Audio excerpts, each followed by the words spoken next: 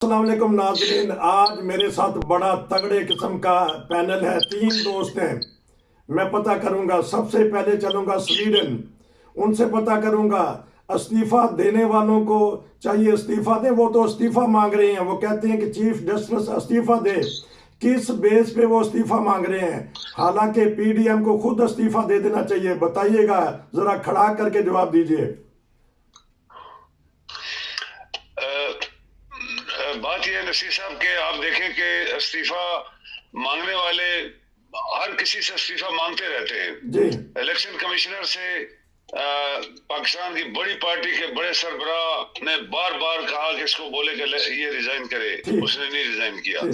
इससे पहले भी बहुत दफा इस तरह के इस्तीफे लोग मांगते रहे, लेकिन चीफ जस्टिस से किसी ने इस्तीफा नहीं मांगा। लेकिन चीफ जस्टिस, मुझे 100% यकीन है कि वो कभी इस्तीफा नहीं देगा, क्योंकि अगर इस्तीफा लोगों, वो उन पार्टीज का जिनका अपना रिकॉर्ड सही नहीं है, उनका करेक्टर सही नहीं है, उनके उनके काम सही नहीं है, मुल्क के लिए भी, अवाम के लिए भी, और सब, तो उनकी बात कौन मानेगा? चीफ जस्टिस ने कोई बड़ा क्राइम नहीं किया, उसने मुल्क में मफाद में एक डिसीजन दिया है और सब दुनिया ने उसको तस्लीम किया है, एक्सेप्ट ये जो अभी जो गवर्नमेंट है। चूंकि ये गवर्नमेंट जिस तरीके से बनाई गई थी और जिस तरीके से 1 साल में उन्होंने मुल्क के साथ जो अशर किया, जो इकानमी के साथ किया, जो अदारों के साथ किया, वो भी जजेस के साथ भी करने वाले हैं। जजेस उन्होंने अंदर घसीट दिए हैं, जो अंदर जाके फतूर डाल रहे हैं। तो ये मुल्क की जो जिसको कहते हैं कि सालमियत या सलामती के लिए एक खतरनाक ट्रेंड है। अगर हम इस तरह करेंगे तो ये तो मुल्क नहीं चलने वाला। पहले चला नहीं है 75 साल में, तो फिर ये महीनों में नहीं चलेगा, सालों में दूर की बात है। तो मेरे ख्याल में इनकी डिमांड बिल्कुल गलत है, और चीफ जस्टिस और जो दयानतदार जस्टिस और अंदर बैठे हैं, जो मुल्क के वफादार हैं, वो कभी भी ऐसा नहीं होने देंगे। और कल आप 10 तारीख है, हम देखते हैं कि चीफ जस्टिस ने जो फैसले किए हुए हैं, क्या गवर्नमेंट फंड्स प्रोवाइड करती है, सिक्योरिटी क्या, सिक्योरिटी अदारे जो हैं वो क्या अपने बंदे देते हैं इलेक्शन करवाने के लिए, जो कि उनको 100% देने चाहिए, क्योंकि ये अदारे पाकिस्तान के पैसे से चल रहे हैं। ये अदारे सुप्रीम कोर्ट के हुक्म के पाबंद है मानने के लिए, और कोई शख्स अगर सुप्रीम कोर्ट का फैसला नहीं मानेगा, इसके ऊपर और कोई अदालत है ही नहीं है, तो फिर आपके कानून को कोई चलाने वाला बंदा ही नहीं रहेगा। अच्छा, मैं आता हूँ दोबारा आपकी तरफ दोबारा आऊंगा। अच्छा, आपकी तरफ दोबारा आऊंगा। बड़ा दिलचस्प आपने मौजू उठाया है। सरदार साहब की तरफ 9 महीने का अगर जायजा लिया जाए, पाकिस्तान आगे की बजाय पीछे चला गया है।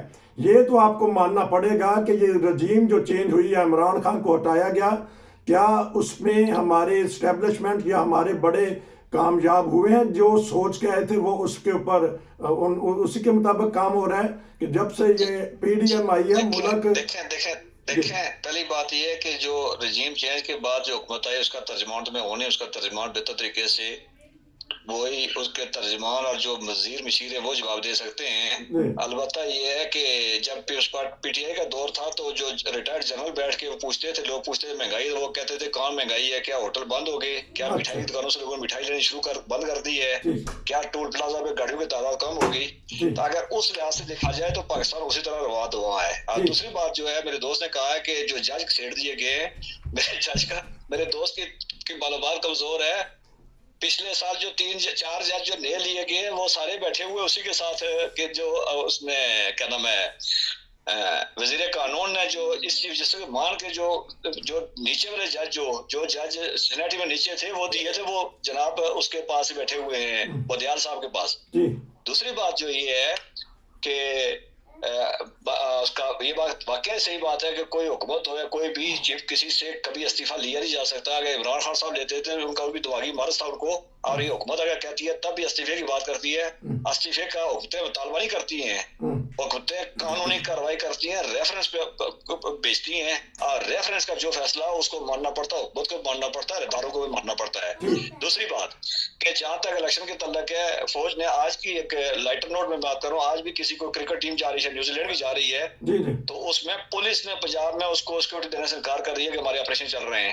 तो इसलिए ये समझा जा सकता है कि बाकी सिक्योरिटी कितनी कहाँ पे दी जाएगी। जो तीसरी चौथी बात ये है कि आरोज जो फौज ने अदलिया देने थे, वो अभी तक उन्होंने अर्ज नहीं दिए हुए हैं। उसके बाद बाकी जो मामलात हैं, ये बात बिल्कुल सही है कि वहाँ की हुक्मरान जो है, सियासतदान है, कोई भी हो, वो किसी भी बड़ी सियासी बात का। यहाँ तो एक बड़ा अलमिया ये है कि पाकिस्तान में हर बंदा वो कहता है 22 करोड़ आवाम की अक्सरियत, अंजुमन आड़तियों का भी हो ना, तो वो भी कह रहे हैं 22 करोड़, और महल्ले का मौलवी हो तो वो भी कहता है 22 करोड़ लोगों के तर्जमान हूँ। यहाँ सारे 22 करोड़ के ही हैं। असम्बली में उनकी देख ले, अक्सरियत देख ले, या सेनेट में देख ले, इसलिए सारे 22 करोड़ के तर्जमान ही होते हैं, हमारे नुमाइंदे होते हैं। असल मामला ये है कि सारे अपने इक़्तिदार की हड्डी के चक्कर पड़े हुए हैं, और गरीब आवाम जो है वो पहले भी रुलती थी, वो अब भी रुल रही है, वो आगे भी रुलती रहेगी। मेरे दोस्त को मालूम होगा, सैलाब में सिर्फ बात, सैलाब की वजह से नुकसान हुआ था। अब गंदम 20 लाख टन गंदम कम हो चुकी है। इमरान खान साहब के दौर में जब आम हालात में जब गंदम का बहरान आता था, तो शेख शीर के बयान सुन रहे हैं कि शेख शीर कहता था सर्दियों में लोग रोटी ज्यादा खाते हैं, इसलिए गंदम कम हो गई है। अब तो 20 लाख टन गंदम कम हो चुकी है। मुल्क जहाँ पे जाएगा वो कुछ अंदाजा है। उन सब लोगों को जो उस मुल्क को रह के उसका गैर जिम्मेदारी से देखते हैं, तजिया करते हैं। मैं चलता हूँ अमार साहब के पास, क्या कहते हैं वो? कहते हैं कि आपस में चपकलश हो गई है कैप्टन में, नाइब कैप्टन में, यानी काजी साहब ने जो चीफ जस्टिस बनना है और जो हमारे मौजूदा चीफ जस्टिस हैं, क्या देख रहे हैं ऐसे हमारी सुप्रीम कोर्ट की लड़ाई को? पहली बात तो ये है कि जज बंदियाल साहब ने अपनी मर्जी से लिए थे। सरदार साहब ने जैसे फरमाया है, किसी ने घुसेड़े नहीं है, जज घुसेड़े नहीं जाते, जज लिए जाते हैं। और जूनियर लिए थे सीनियर छोड़ के। और फिर ये दुनिया को कोई कानून हमें बता दिया जाए कि एक मुल्जिम के खिलाफ 3 ही जज क्यों फैसला सुनते हैं। फिर आगे सुप्रीम कोर्ट के सीनियर तरीन जज 84 ए या 3 गलबन है, उसका जब फैसला दे चुके हैं, उसमें सुप्रीम कोर्ट खुद कैसे वकील बन गई या अपील में चली गई? वो कैसे हो सकता है? वो अपील में जा ही नहीं सकती है। मेरे साथ वकील साहब बैठे हुए हैं, 6 रुकनी बेंच बनाए, 11 रुकनी बेंच बनाए, वो अपील में जा ही नहीं सकती।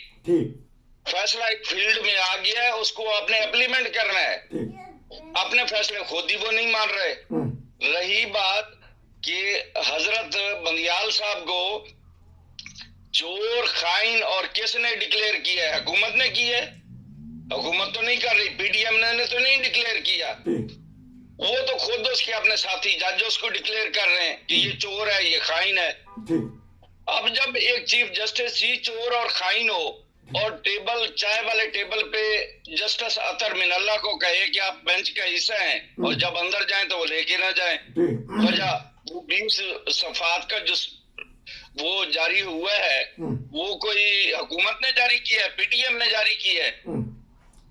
जब मुल्जिम एक है तो भाई उस मुल्जिम के आप क्यों फैसले सुन रहे हैं? और दुनिया की तारीख में हमें कोई बता दे कि जिस जज पे इतराज हो जाए वो अदालत से उठ जाता है, उससे उस बेंच से उठ जाता है। तो ये इजाजुल एहसन और मजर, ये मुजहर अली नकवी है, ये कौन से किस बात की मूली है कि वही जज वही फैसला सुनते हैं और वही बैठ के फैसला कर देते हैं?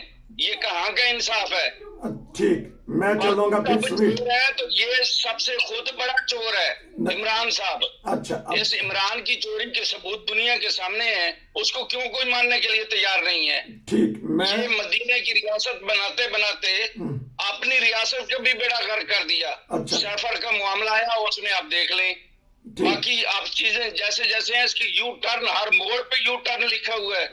ठीक है, मिल जाती हैं, उसको बेगम कहते तो उसको वजीर आजम का पता चल जाता है। ठीक है, मैं चलूंगा स्वीडन चलूंगा, स्वीडन चलूंगा। इन सवालों को जवाब लूंगा कि हमारे अदलिया का जो निज़ाम है कब तक बिगड़ा रहेगा, क्या देख रहे हैं आने वाले दिनों में? देखें नसीर साहब, पाकिस्तान में सिर्फ अदलिया नहीं, पाकिस्तान के अंदर आर्म्ड फोर्सेस के लिए भी नया एक सिस्टम कायम किया जाए, जिसमें आर्म फोर्सेस को कंट्रोल करने के लिए 3 सर्विसेज होती है। सिर्फ आर्मी नहीं होती, उसमें नेवी है, एयरफोर्स है और उसके और अदारे हैं। उनके ऊपर एक ऐसा कमांडर बनाया जाए जो तीनों सर्विसेज के चीफ को कंट्रोल करे। ये ना हो कि चीफ का आर्मी स्टाफ रात को 12 बजे एक यूनिट लेके चढ़ जाए वजीर आजम हाउस में, और जी मैंने मार्शल लॉ लगा दी, ये दुनिया में ऐसे होता नहीं है। इसके बाद देखें chief of army staff, chief of naval staff, chief of air staff, ये तीनों सर्विसेज जो है ये एक चेयरमैन जो बना उसके नीचे नहीं है। चेयरमैन उन्होंने एक कोऑर्डिनेशन आप कहें कि हेडक्वार्टर बनाया हुआ है, वो इनको कंट्रोल नहीं करता, ये खुद अपने इंडिपेंडेंट है और जो मर्जी चाहे वो करे। खासकर आर्मी जो है वो टमक पड़ती है, जरा सी बात होती है। दुनिया में ये होता है, अमेरिका में ये है कि chairman joint chief of staff committee को पावर्स दी गई है, वो जब लाइन के ऊपर आता है तीनों सर्विसेज की बात करता है, वो कोई चीफ ऑफ आर्मी स्टाफ नहीं करता, ना नेवी का चीफ ना एयरफोर्स, वो बात करता है, उसकी पॉलिसी के बारे में बात करता है। और दुनिया की फौज जो डिप्लॉयमेंट होती है अमेरिका की, वो चेयरमैन करता है, वो आर्मी का चीफ नहीं करता। पाकिस्तान में बहुत सारी खामियां हैं जो चल रही है, जिसको ठीक अगर करना है तो बहुत सारे इदारों को ठीक करना पड़ेगा। इसी तरह सुप्रीम कोर्ट में भी चीफ जस्टिस की कुछ पावर होनी चाहिए। ये तो नहीं है कि एक आम जस्टिस जो है वो जो मर्जी करे अंदर जाके कदकारे मारे, कोडी कोडी मेरी होगी है। नहीं, चीफ जस्टिस जब चीफ जस्टिस है तो उसकी कुछ पावर, उसकी कोई ग्रिप होनी चाहिए बाकी जस्टिस के ऊपर, जैसे अदारों में होता है। अदारों में जितने सरबराह बनते हैं उनकी कुछ पावर्स होती हैं, वो किसी बंदे को निकाल सकते हैं, इनटेक कर सकते हैं, उसके खिलाफ एक्शन ले सकते हैं या उसको कुछ भी कर सकते हैं। लेकिन ये नहीं हो सकता चीफ जस्टिस बना हुआ है उसकी पावर ही कोई नहीं है, आम जजेस उसके खिलाफ बातें कर रहे हैं, तो फिर सिस्टम तो आपका नहीं चलेगा ना। आपने एक मुल्क को इंसाफ देना है। अभी जैसे चीफ जस्टिस ने जो फैसले किए थे उन्होंने एक इंसाफ दिया है, वो किसी के फेवर में या किसी का गैस नहीं हुआ। कानून के तहत 90 डेज इलेक्शन करवाने, उसने उसी को फॉलो किया है। और जो 90 डेज इलेक्शन को उसको कहता है कि 90 डेज में ही होंगे, तो ये कोई जुर्म नहीं किया उसने कौन के फेवर में फैसला किया है। और तमाम अदारे उसके हुक्म को मानने के पाबंद है, किसी की जरूरत नहीं होगी कि उसको अदारे को ना माने। कल देख लेना जो पैसे नहीं देंगे या सिक्योरिटी जो कहते हैं हमारे पास नहीं है, फौज तो लड़ नहीं रही। अभी ये फौज की बात मैं रिपीट करता हूँ, आर्मी किसी के साथ उसकी जंग नहीं है। पाकिस्तान की 1 मिलियन फौज का 80% वो बैरकों में बैठे हुए हैं, बिल्कुल क्या कहते हैं पीस हालत में बैठे हुए हैं। 15-20% जो बॉर्डरों पे इंडिया पे लगे सिर्फ या अफगानिस्तान में, बाकी सब लोग आराम से बैठे। तो क्यों सिक्योरिटी अदारे कह रहे हैं कि हमारे पास बंदे नहीं है? उनके पास रेंजर्स है, उनके पास एफसीज है, उनके पास पुलिस है। जब अदारों को पाकिस्तानी कौम की बात माननी पड़ेगी, इसलिए मैं स्पेशली, और मुझे पक्का यकीन है कि कभी भी चीफ जस्टिस रिजाइन नहीं करेगा। मिलते हैं वक्फे के बाद। वक्फे के बाद दोबारा हाजिर हमारे पास माहिर कानून है सरदार खिजर महमूद साहब, उनसे मैं पता करूंगा कि अब फिर क्या होगा। इधर से बार है, इधर से हुकूमत है, इधर से ओपोजिशन है, इधर से आपस में जजेस का टकराव है। तो अब वो कानूनी तौर पे बताएंगे इन्होंने, क्योंकि वहाँ देखे हैं हालात, प्रैक्टिस भी की है। जी बताइएगा क्या देख रहे हैं आने वाले दिनों में हालात, टकराव होगा? ये देखें नसीर साहब, जो वक्फे से पहले बात चल रही थी कि हमारे स्वीडन से दोस्त मसूफ जो कह रहे थे, बेसिक ये है कि उनके जहन में कोई चीजें बदली ना उनको समझ है अदलिया की ना समझ फौज की। अदलिया जो है वो रूल्स रेगुलेशन का ही नाम है, और जज जो है वो सिर्फ रूल्स रेगुलेशन के अंदर बंधा होता है। जहां तक तल्लक है उनको फौज की कमांड नजर आ गई तो फौज की बगैर चीफ ऑफ जनरल स्टाफ होते हैं, और तमाम तीनों फौजों जो हमारी अफवाज जो है उनका वो एक जॉइंट ग्रुप होता है, वो जॉइंट चीफ आर्मी स्टाफ कहते हैं उनको। उसके बाद बाकी रह गया अदालतों के अंदर बाकायदा ये मौजूद है, लेकिन वो जो असल खदशार वही है जो आजम वजीर तारड़ ने चीफ जस्टिस के बहकावे में आकर उसने वो जो 4 जज जो 5 जज जो नए एलिवेट हुए थे और जूनियर जज थे, वो बेसिक बंदियाल की ताकत बने हैं। और बंदियाल ने डबल खिलाया, खेलने के बाद उसने वो अपना ग्रुप बनाया है और अभी वो ग्रुप खेल रहा है। जहां तक तल्लक है उनका कि फौज की अपनी मजबूरियां होती हैं। फौज ने एक इस टाइम जो है दुनिया जहां में 30 से 40% फौज जो है वो एक्टिवेशन में होती है, बॉर्डर में होती है। की फौज जो है पीस में बैरकों में होती है, लेकिन बदकिस्मती से पाकिस्तान के अंदर चूंकि हालात ही इमरान खान का जो 3 साल का अरसा गुजरा है उसमें जिस तरह तालिबानाइजेशन हुई है, तालिबान को दोबारा वहाँ बसने आबाद रहने में और अपनी आप तंजीम न करने का मौका मिला है, वो बनो जेल से तोड़ के तो बाकी आप जो उनको पेशावर दफ्तर खोल के देने की बात और आसान का भागने APS का सारी लंबी कहानी है। तो अब फौज जो है वो 70% फौज वैसे ही जो है वो आपकी वो फील्ड में है, इसलिए मुश्किल हो जाएगा। हम सब तजिया कर सकते हैं। बाकी वो जिस तरह के दोस्त हमारे वो बातें कर रहे होते हैं, मुझे थोड़ा खौफ आ रहा होता है कि आपका YouTube चैनल ज़रा मेहनत करके बनाया, कोई पता अगर उनके एलिगेशन पे अगर आपको नोटिस दे दे तो मेरे ख्याल में बचना कुछ, आपका भी कुछ नहीं बचना, उनका भी कुछ नहीं बचना है, मुश्किल हो जाएगा। हम कानून और उसके अंदर रह के बात करते हैं, हम किसी सियासी जमात के रुकन नहीं है, हमारे सामने जो मौजूद है आप वही देख के बात करेंगे। और दूसरी बात, आप जो असल में मुद्दा की तरफ आ जाता हूँ, ये बात सही है कि सुप्रीम कोर्ट के अंदर जो है वो 2 ग्रुप बन चुके हैं, और 2 ग्रुप बनने के बाद जो है ये जब 2 ग्रुप बने तो याद रखें ये कमजोरी चीफ जस्टिस साहब की गिनी जाएगी, क्योंकि वो अपनी कमांड नहीं कर सके या उनका कंट्रोल था, वो कंट्रोल खो चुके हैं। उसके बाद इलेक्शन की बात, ये इलेक्शन मैंने पहले दिन से कहा था, कंफर्म बात है, आज भी जो इजलास हुआ उनका जो कैबिनेट का, तो उन्होंने पैसे अप्रूव नहीं किए। उन्होंने कहा जी 2 फैसले हैं, एक 4 और 3 वाला और दूसरा 3-2 वाला है, तो हमें समझ नहीं आ रही किस कौन से फैसले को, तो उन्होंने पैसे अप्रूव नहीं किए। मैंने कहा था जिस अदलिया ने आरोज देने थे उसे खुद अभी तक दिए हुए हैं। इन हालात में पंजाब के अंदर आप वैसे भी इलेक्शन नहीं करवा सकते, आप अलग से इलेक्शन मैं हमेशा से बात करता हूँ कि अगर पंजाब में आप अलग से इलेक्शन करवाएंगे तो आने वाले इस असेंबली की टेन्योर पहले खत्म होगी, और आप आने के बाद 3 सूबों को पंजाब के आप टेन्योर काम करके आप भुगत चुके हैं, कि इसका मतलब है जो पंजाब में जिसकी अक्सरियत होगी बाकी वही डिक्टेट करेगा। आज अहसन इकबाल ने ये बात की है जो हम एक हफ्ता पहले कह चुके थे, आज अहसन इकबाल ने अभी वो बात की है। इसलिए मुमकिन नहीं है, अगर पाकिस्तान के किसी ने रखना है तो फिर वो, अगर पाकिस्तान तोड़ना है तो फिर उसके लिए बेहतरीन तरीका जो इमरान खान साहब ने आजमाया हुआ है वही बेहतरीन है।